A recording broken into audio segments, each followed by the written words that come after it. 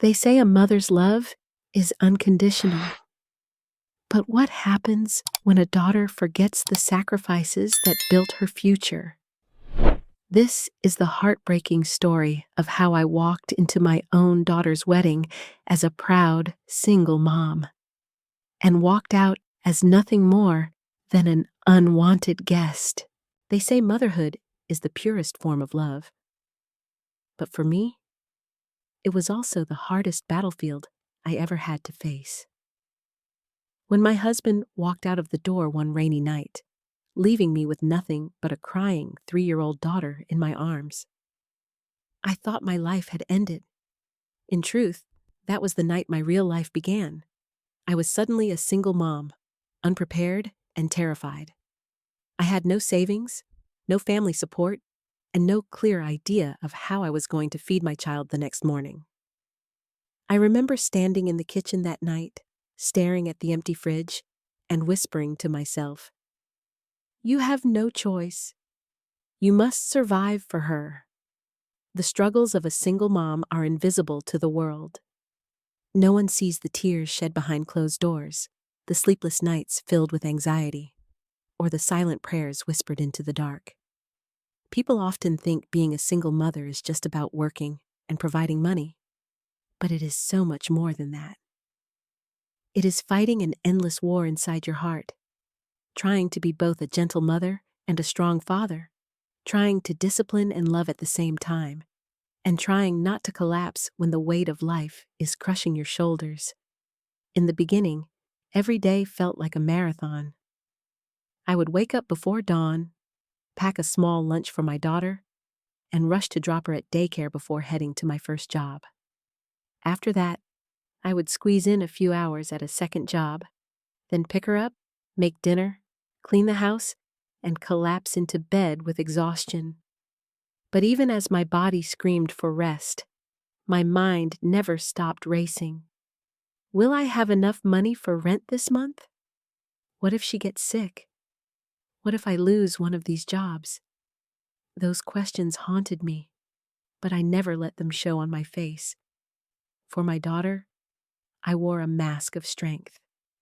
I smiled even when I wanted to cry. I cooked her favorite meals even when all I could afford was rice and eggs. I bought her small gifts from the dollar store, wrapping them in colorful paper, pretending they were treasures from heaven. I wanted her to feel loved, wanted her to believe that even if the world abandoned us, I never would. This is where the mother and daughter relationship became my anchor. My little girl had no idea how much pain I carried inside. To her, I was just Mommy, the woman who kissed her scraped knees, braided her hair, and read her bedtime stories until she fell asleep. She would wrap her tiny arms around my neck and whisper, "Mommy, you're my hero." And in those moments, the weight of the world lifted, even if just for a while. But being a single mom is not just about love. It's about survival. There were days when the electricity was cut off because I couldn't pay the bill on time. Nights when I pretended I wasn't hungry so she could eat the last piece of bread. I remember one winter when our heater broke and we spent the night bundled together under 3 blankets, her little hands clutching mine for warmth. I told her it was a camping adventure, but inside, I was crying, ashamed that I couldn't provide something as simple as heat. The family drama of being abandoned by my husband still haunted me. Sometimes I wondered if I wasn't good enough, if maybe I had driven him away. But then I would look at my daughter's face, her eyes shining with trust, and I knew I couldn't let those thoughts consume me. She deserved a strong mother, not a broken one. Every paycheck I earned went straight into her future. While other parents saved for vacations or nice cars, I saved for her education. I clipped coupons, worked overtime, and skipped buying things for myself just to make sure she had what she needed. I still remember the day she came home with straight A's on her report card. She ran into my arms, holding that paper like it was a golden ticket, and I thought, this is it. This is why I fight. This is the reward for every sacrifice. Yet, no matter how hard I worked, society often made me feel like less than enough. People whispered about me at PTA meetings, pity in their eyes as if being a single mom was some kind of curse. I hated the word charity. I didn't want sympathy. I didn't want pity. I wanted respect. I wanted people to see me as a mother who gave her all, not as a failure who was left behind. There's something about emotional storytelling that people don't realize until they live it. The truth is, single moms live in two worlds at once. The world we show to our children, full of hope, smiles, and encouragement, and the world inside, filled with exhaustion, fear, and unspoken loneliness. We don't get days off. We don't get sick days. We don't get to quit. Because if we quit, who will fight for our children? Looking back, I realized that those years shaped not only my daughter, but also me. I became resilient, resourceful, and stronger than I ever thought possible. But I also carried invisible scars. Scars of rejection, betrayal, and exhaustion that never truly healed. And yet, through all those heartbreaking sacrifices, I believed with all my heart that my daughter would one day look back and understand. That she would see every sleepless night, every skipped meal, every tear I swallowed, and honor me as the mother who never gave up. That belief was the fuel that kept me going. That hope was the light in my darkest nights. Little did I know. The very person I had sacrificed everything for would one day make me feel like nothing more than an unwanted guest in her life. When you are a single mother, your entire world revolves around one question. How do I give my child a better life than the one I had? For me, every decision I made, every sacrifice I endured, was centered on my daughter's future. Raising her wasn't just about keeping food on the table. It was about building a life where she could dream without limits, where she could walk into any room and feel worthy, where she would never feel the sting of abandonment the way I had. But building that life was not easy. It was a constant war between survival and hope. The weight of two roles. Being both mother and father meant wearing two masks every day. I had to be the comforting shoulder when she cried, but also the strict disciplinarian when she misbehaved. I had to be the cheerleader on her good days, and the warrior who shielded her from the cruel world on her bad ones. I remember one particular afternoon when she came home from school, her eyes red and swollen. A group of children had teased her, calling her the girl without a dad. My heart shattered into 1,000 pieces. I wanted to storm into that classroom, to demand those kids apologize, to shield her from every ounce of pain. But instead, I pulled her into my arms, stroked her hair, and whispered, "You don't need a dad to be special. You have me, and I will always be enough." Even as I said it, a part of me wondered if it was true. Was I really enough? Could I really fill the void left by the man who walked away? That question haunted me for years. The struggle behind the smile. On the outside, I tried to give my daughter everything. New clothes for the first day of school, a proper lunchbox filled with healthy meals, a warm home decorated with love. But behind the scenes, I was constantly juggling bills, working late shifts, and skipping meals just to make ends meet. There was a winter when she wanted a pair of shiny red boots she saw in a store window. I couldn't afford them, but I saved for weeks, cutting back on groceries and taking extra hours at work. The day I finally gave them to her, she screamed with joy and hugged me so tightly that I forgot about all the exhaustion. That moment reminded me why every sacrifice mattered. People often underestimate the struggles of a single mom. They think it's just about money, but it's not. It's about the mental weight of always being on. I had no partner to share responsibilities with, no one to discuss big decisions with, no one to lean on when the nights got too heavy. There were times when I locked myself in the bathroom just to cry silently, then wiped my tears and came out smiling so she would never suspect a thing.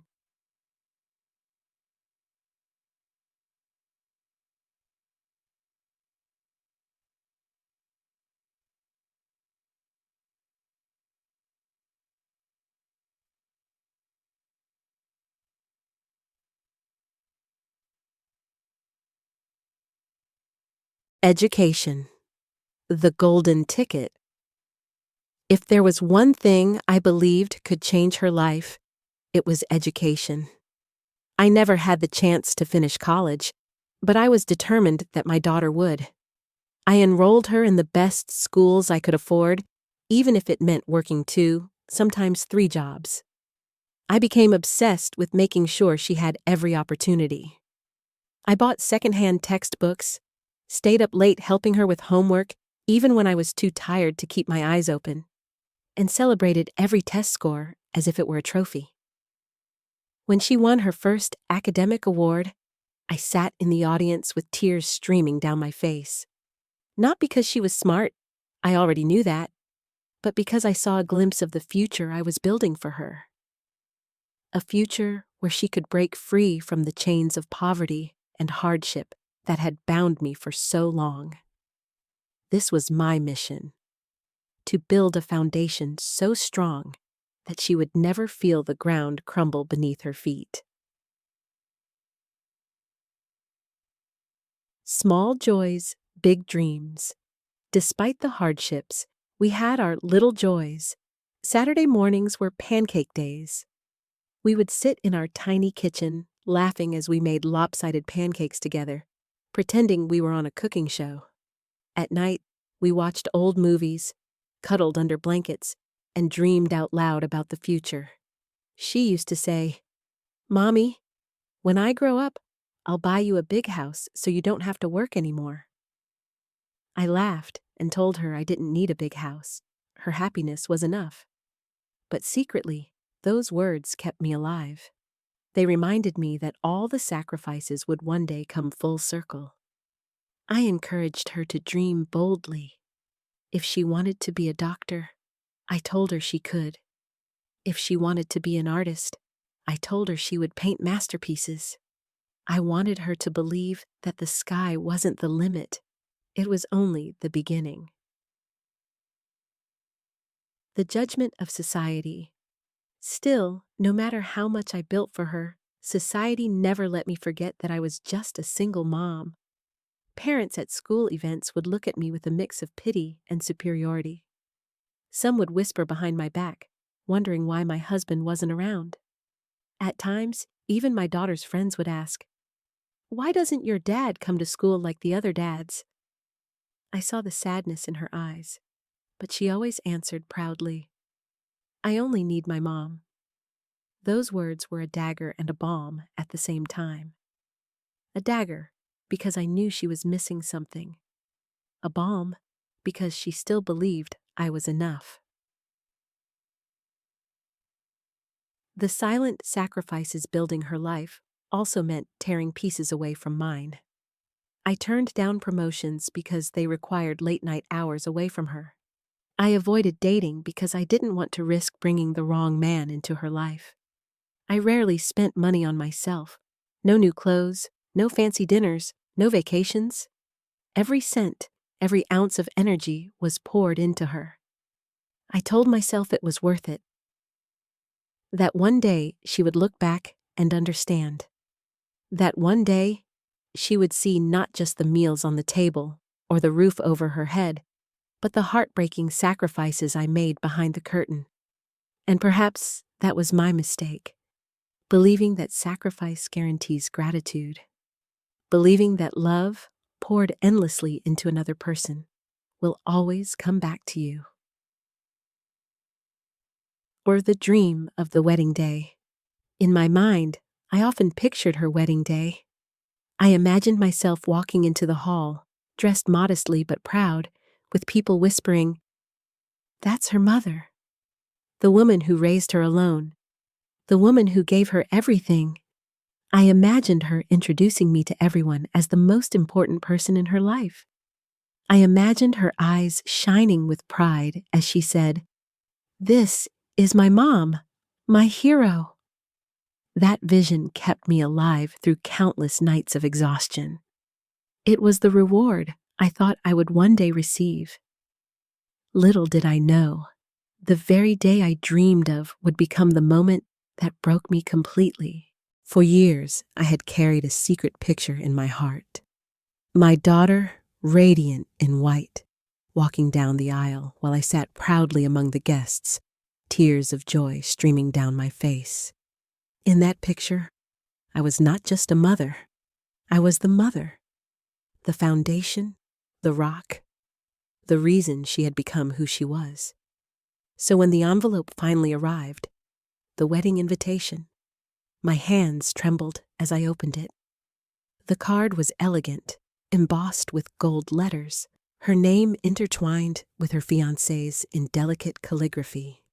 I traced the letters with my fingertips, my eyes welling with tears. She was grown now. She was about to start her own family. And I thought, this is it. The moment all my sacrifices have been leading toward. But even in that moment of joy, a whisper of unease stirred inside me. A strange distance. The months leading up to the wedding felt strange.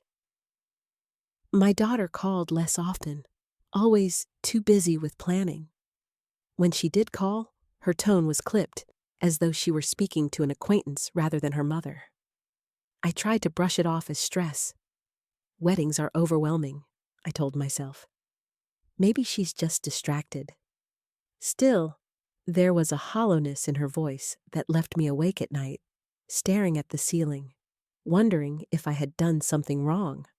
When I asked if I could help with the preparations, choosing the dress, arranging the flowers, or even just folding invitations, she politely declined.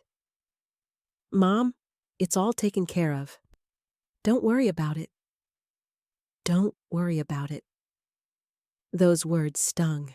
For years, I had been part of every step of her life. How could the most important milestone suddenly not need me?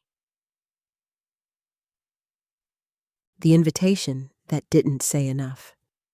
As I read through the invitation, I noticed something else.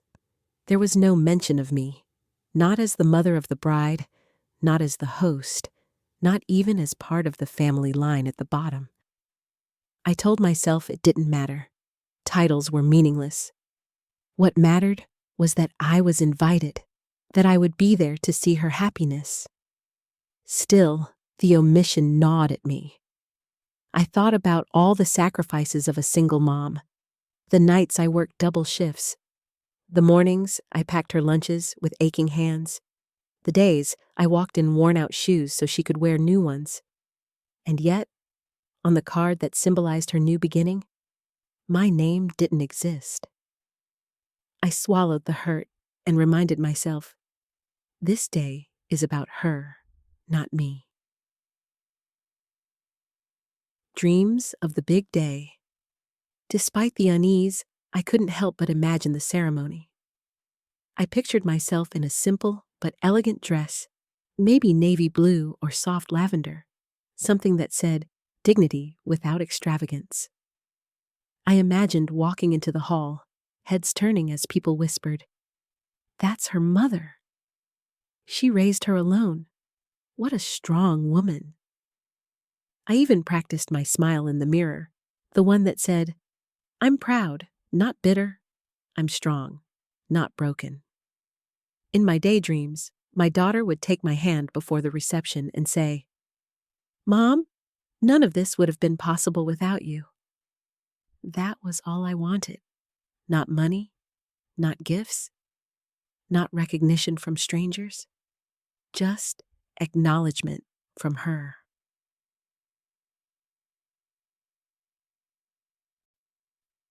The subtle signs of exclusion.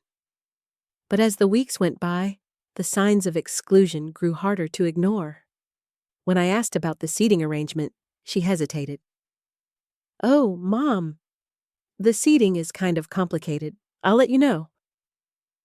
When I offered to pay for part of the expenses, a small gesture to show I was still contributing, she brushed me off. "It's fine, Mom. His family is handling most of it." His family. Those words cut deeper than she knew.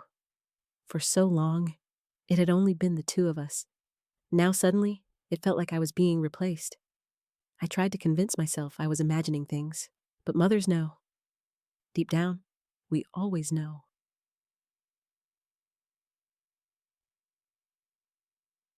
The night before. The night before the wedding, I couldn't sleep. I laid out my dress on the chair, smoothing the fabric with trembling hands. It wasn't new. I had bought it secondhand from a thrift store, but it was beautiful to me. It was the best I could afford. I polished my shoes, touched up my modest jewelry, and stared at myself in the mirror. For a moment, I didn't see a tired single mother with lines etched into her face. I saw a woman of strength, a survivor, someone worthy of respect. I whispered to my reflection, "Tomorrow is the day. Tomorrow, she'll see everything you've done for her." My heart swelled with hope, pushing aside the shadows of doubt. I imagined the moment I'd step into the wedding hall, my daughter's eyes lighting up as she saw me, her arms wrapping around me in gratitude.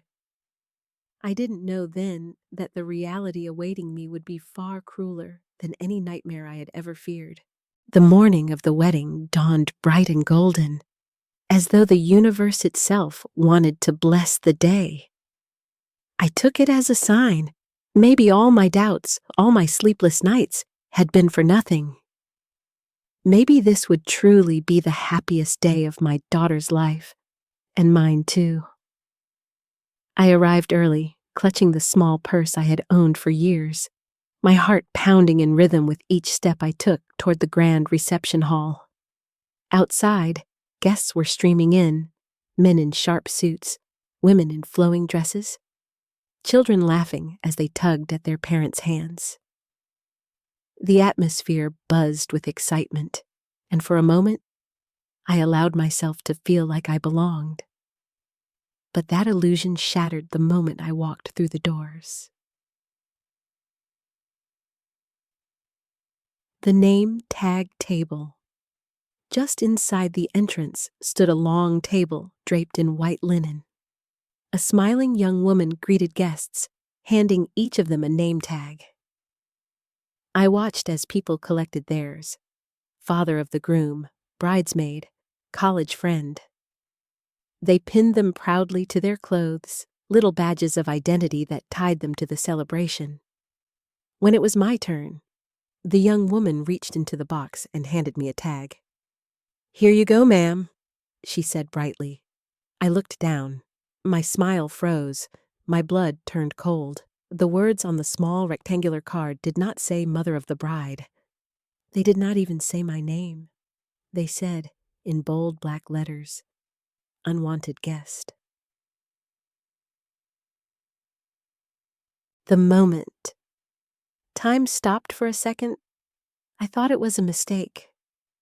A cruel typo. My eyes blinked rapidly, searching for another explanation, but the letters didn't change. They mocked me from the polished surface, clear and undeniable. The air left my lungs. The chatter of guests around me grew distant, muffled, as though I were suddenly underwater. My hands trembled so badly that the tag nearly slipped from my grasp. I could feel eyes turning toward me. Whispers began to ripple across the entrance hall. Someone chuckled softly, and the sound pierced me like a knife. Unwanted guest. After everything I had done, after all the years of sacrifice, Was this truly how they saw me? The glance toward my daughter. Desperate, I looked across the room. There she was, my daughter. My little girl, dressed in white, radiant like the vision I had carried in my heart for so long. She was laughing, her hand entwined with her new husband's, surrounded by his family. She hadn't noticed me. She hadn't seen the tag. She was too busy entertaining guests, too busy being the perfect bride. A part of me wanted to march over, to demand an explanation, to hold up the tag and shout, "Look at this! Look at what they've done to me!" But another part of me, smaller, weaker, wondered if she already knew. The weight of humiliation. I stood frozen at the table, the words burning into my skin like acid. Around me, people shifted uncomfortably, some averting their eyes, others sneaking glances as though waiting to see what the unwanted guest would do. My face burned with shame. My chest ached with humiliation so deep it was almost physical pain. I thought about every long night I had worked, every meal I had skipped, every tear I had swallowed for the sake of this child. And now, on the day that was supposed to honor us both, I was being branded like an outsider. Not just an outsider, an unwanted one. The inner battle. In that moment, two voices screamed inside me. One voice shouted, "Fight! Demand respect! Don't let them erase you!" The other whispered, "Stay silent. Don't ruin her day. Walk away with dignity." I clenched the name tag in my hand, my nails digging into the cardboard until it bent. My legs felt weak, but I forced myself to stand tall. If I broke down there, if I screamed or cried, I would only confirm their label. A mother's invisible place. I remembered all the times I had dreamed of this day. In every version of that dream, I was celebrated. I was seen. I was honored as the woman who carried her through storms into sunshine. But the reality was starkly different. In that grand hall filled with laughter and music, I was invisible. Worse than invisible. I was a joke, a label, a mistake someone had decided didn't belong. It struck me then, perhaps my daughter's silence in the weeks leading up to the wedding had been intentional. Perhaps this was not an accident. Perhaps, in her new world of polished families and perfect appearances, there was no room for the woman who had raised her in thrift store dresses and second-hand shoes. The decision to leave. I placed the tag gently back on the table, my fingers trembling. The young woman at the desk looked at me with awkward sympathy, but said nothing. I didn't pin it to my dress. I didn't make a scene. I simply turned away. Each step toward the door felt heavier than the last. My throat burned, but I refused to cry. Not there, not in front of them. If I was truly unwanted, then I would not give them the satisfaction of watching me beg for a place. I walked out of the hall, the sounds of celebration fading behind me, replaced by the hollow echo of my footsteps. The question that haunted me. As I stepped into the crisp afternoon air, I looked up at the sky, blinking against the sting of tears I could no longer hold back. Was this really what I had sacrificed my entire life for? To be branded as unwanted at the very moment I should have been celebrated? I thought about my daughter, her smile, her laughter, the way she used to hug me and call me her hero. Had she forgotten all of that? Or had she chosen to forget? The question burned inside me, unanswered, as I walked away from the building. Alone. The sound of music and laughter drifted faintly from behind me, but in my world, there was only silence. The moment I stepped away from that reception table, it felt as though the floor beneath me was no longer solid. My body moved, but my heart stayed behind, shattered into fragments that no one seemed to notice or care about. The hall was alive with laughter, music, and celebration, but none of it belonged to me. I was a ghost, walking among the living, invisible in a place where I should have been the most honored guest. Every step, a battle. As I crossed the glittering room toward the exit, I felt dozens of eyes on me.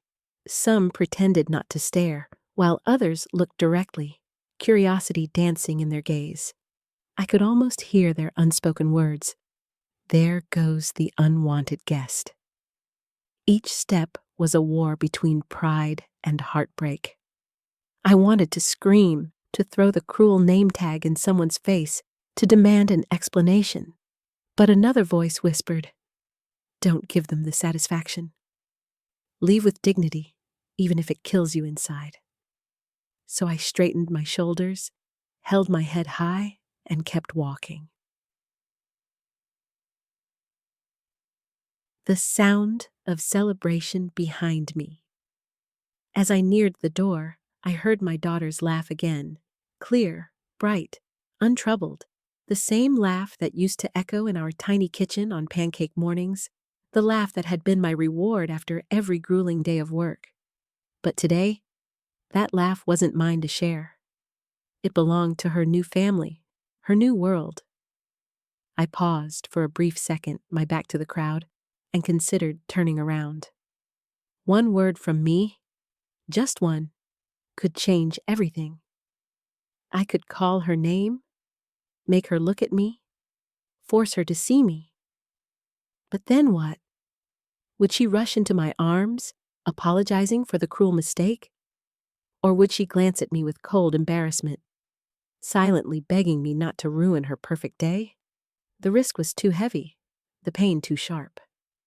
I knew that if I turned around and saw rejection in her eyes, it would destroy me forever. So I kept walking.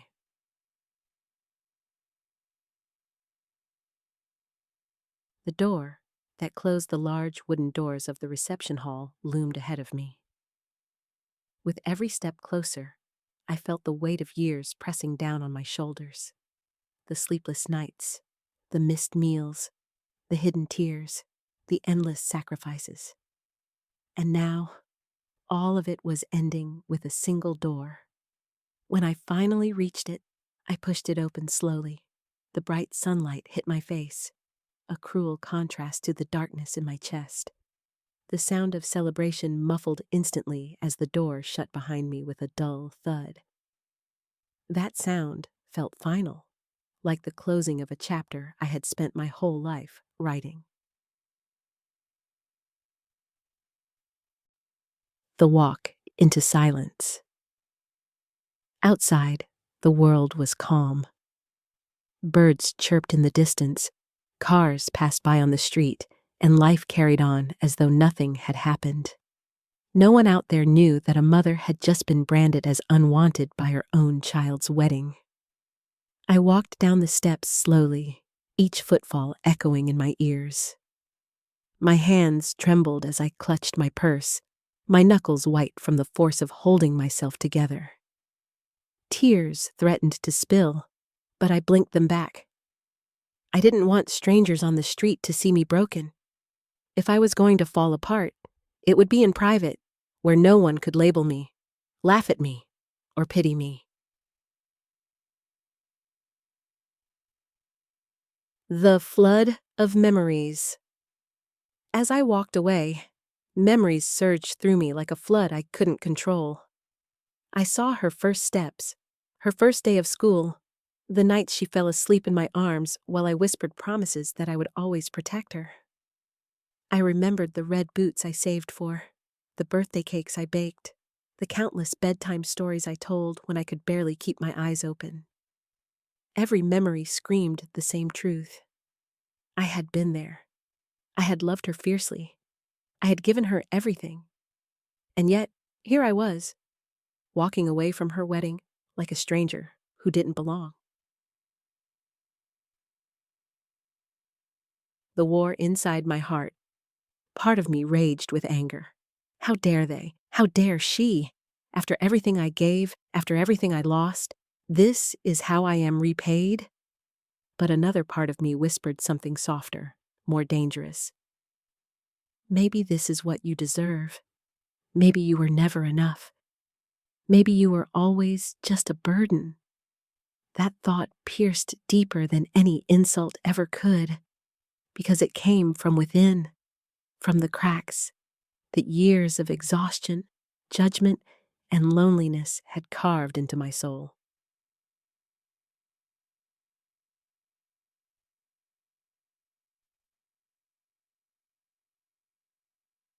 The silent goodbye.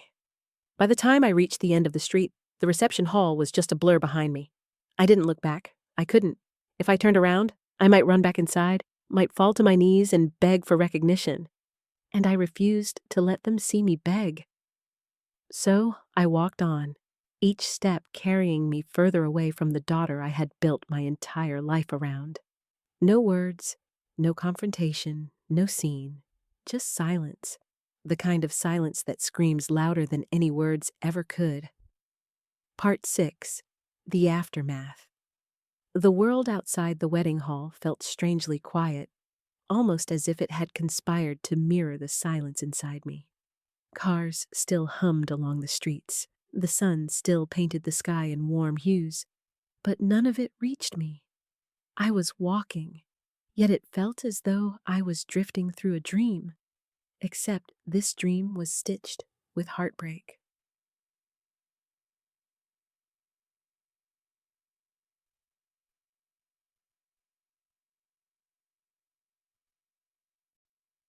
The empty apartment.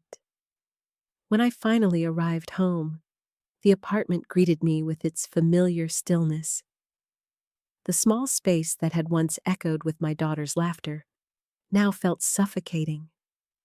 Her childhood drawings still hung crookedly on the refrigerator, and the quilt I had sewn for her high school graduation still lay folded neatly on the couch. Every object in that room carried her presence. And tonight, each one seemed to mock me with a cruel reminder. You gave her your whole world, but she left you behind. I dropped my purse onto the chair, kicked off my shoes, and sat down heavily. My body ached from holding myself together for so long. The second I was alone, the tears I had been fighting all day finally spilled over. I sobbed, deep, guttural sobs that shook my chest and made it hard to breathe. My cries filled the silence, echoing off the walls like the wails of a woman mourning not just her daughter, but her very identity. The loneliness of sacrifice. It's strange, the things you think about when you're broken. As I sat there, I remembered nights I worked double shifts, coming home with blistered feet, but still staying awake to help her with homework. I remembered saying no to new clothes for myself so she could have the dress she wanted for prom. I remembered birthdays I spent alone because I was too busy planning hers. And yet, despite all those sacrifices, here I was, sitting in an empty apartment, labeled as an unwanted guest at the one event where I should have been cherished. Loneliness crept into every corner of me, a heavy shadow whispering, "This is what happens when you love more than you are loved back."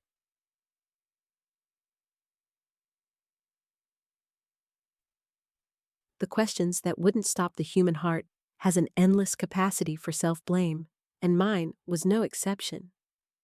Was it my fault? Did I push her too hard? Did I love her in the wrong way? Did I embarrass her by being a single mom, never giving her the kind of picture-perfect family other kids had?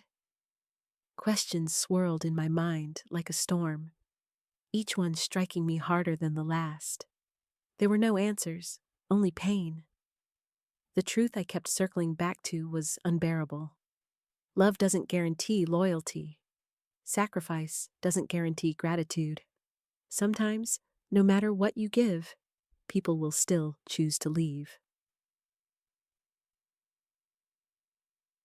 The ache of abandonment night fell quickly.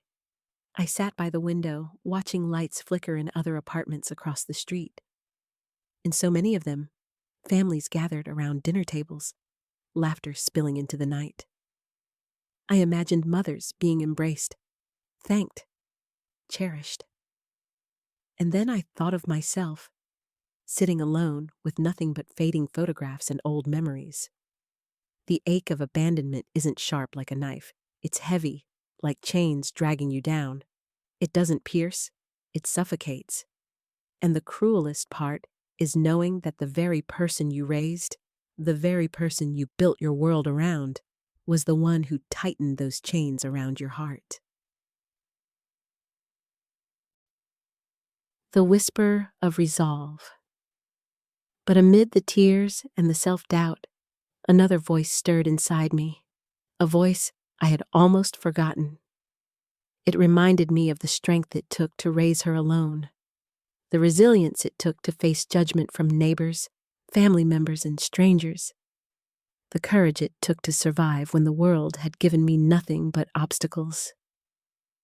That same strength still lived in me, even if it was buried beneath layers of heartbreak. As I wiped my tears, I realized something important. I couldn't keep defining myself only as her mother. If she had chosen to see me as an unwanted guest, then perhaps it was time I stopped begging for a seat at her table. I had to find my own table, my own place in the world, even if it meant sitting alone for a while. The silent prayer. Before I finally lay down to rest, I whispered a prayer into the night, not for myself, but for her. I prayed that one day she would understand the depth of a mother's love, that she would remember the countless times I stood in the shadows to make sure she shone, that she would realize the weight of the sacrifices I carried silently on my back so she could walk freely, and maybe, just maybe, she would look for me. But until that day, I had to find a way to keep walking. A heart in pieces, but still beating. As the night deepened, I closed my eyes. My heart was in pieces, but it still beat with the stubborn rhythm of survival. This was not the ending I had imagined for myself, but perhaps it was the beginning of something new. Something painful, yes, but also something honest. Because sometimes the hardest truth is also the most liberating one. You cannot make someone see your worth if they choose to look away. And though I was alone, I was still here, still breathing, still a mother, still a woman who had survived everything life had thrown at her. And that, I told myself, as sleep finally came, was enough for now. Days turned into weeks. The wedding was over. The photographs were probably hung on her walls or posted online, and my absence would be just a quiet footnote, if it was even remembered at all. But for me, the absence was a wound that refused to close. Every morning, I woke up with the same hollow ache in my chest. Every night, I replayed the scene at the reception, as if my mind were determined to torture me with the memory of that name tag. Unwanted guest. The ring of hope. One evening, while washing the dishes, my phone buzzed on the counter. At first, I didn't think much of it, but when I wiped my hands and glanced at the screen, my breath caught in my throat. It was her name, my daughter. For a split second, my body froze. My heart raced faster than it had in weeks. I stared at the glowing letters as if they were a lifeline. My hands trembled, torn between reaching out and holding back. Could this be the apology I had been longing for? Could this be the moment where she finally realized what I meant to her? The phone rang and rang, each vibration like a heartbeat calling me back to her. the fear of disappointment. But then another voice whispered inside me, sharp, cautious, almost protective. What if she isn't calling to say sorry? What if she's only calling because she needs something? What if she's calling to remind you again of where you don't belong? The fear was suffocating. I had lived with rejection long enough to know how sharp its blade could be. I wasn't sure if I could bear another cut from her. My hand hovered over the phone, my thumb inches away from the green button. But I didn't press it.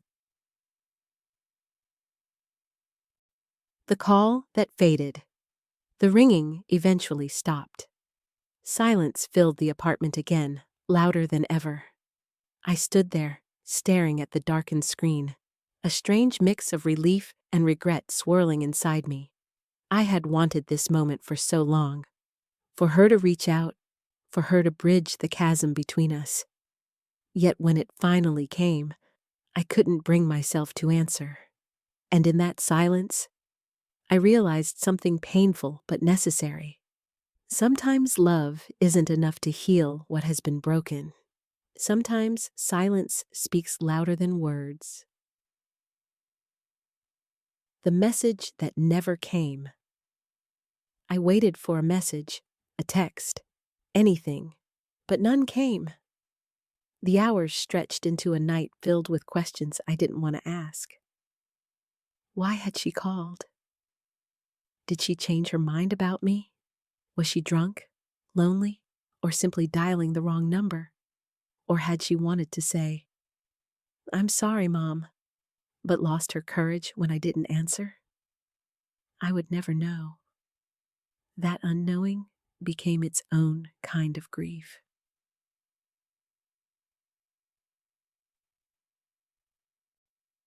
A mother's dilemma. In that moment, I faced the cruel paradox of motherhood. No matter how much pain she caused me, a part of me still longed to run back, to hold her, to forgive her. But another part, the part that had been shattered at the reception, knew I needed to protect myself. Because love without respect is not love, and forgiveness without change is only surrender. I couldn't keep sacrificing myself on the altar of her indifference. The silent goodbye. I sat down on the couch, holding the phone against my chest. Tears filled my eyes again, but this time they were softer, calmer. I whispered into the quiet room. I love you, even if you don't want me, even if I'm just an unwanted guest in your world. I will always love you. The phone didn't answer back. Neither did she. But I felt lighter somehow, as though speaking the truth, even to an empty room, gave me back a small piece of myself. 1-9. The beginning of healing. The next morning, I woke up with swollen eyes, but a steadier heart. I knew the road ahead would be long. I knew the silence between us might last forever. But I also knew one thing with certainty. I had survived worse. And while I couldn't control whether she would ever call again, I could control how I chose to live now. I would no longer wait for validation from someone who had already shown me my place in her world. Instead, I would try to build a life that honored my sacrifices, my strength, and my love, even if I had to do it alone. Because being a mother had defined me for so long. But being me, a woman who had endured, who had given, who had survived, that had to matter too. The echo of the call. Even now, I sometimes wonder what would have happened if I had answered. Would she have cried and begged for forgiveness? Or would she have reminded me again of my supposed place outside her new life?